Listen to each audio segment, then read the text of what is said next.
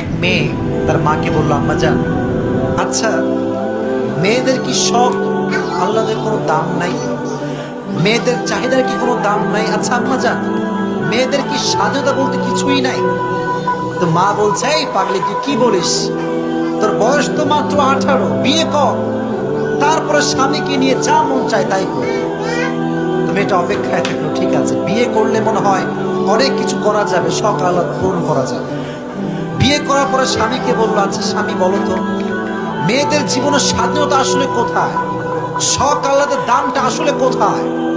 স্বামী বলছে, তুমি কি পাগলি? তোমার এখন বিয়ে হয়ে গিয়েছে, বাচ্চা হবে, তাদেরকে মানুষ করো, সন্তান হলে বলবা যা মন চায় তাই করবা, শখ আহ্লাদ পূরণ হবে। মেয়েটি অপেক্ষা করলো তার সন্তানের জন্য। সন্তান হয়ে গেল, সন্তান ইস্টাবলিশ হয়ে গেল, প্রায় সন্তানের বয়স 25 বছর।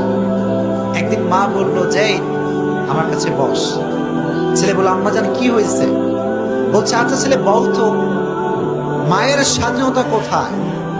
মেয়েদের শখ আহ্লাদের দাম আসলে কোথায়? এবার ছেলে খুব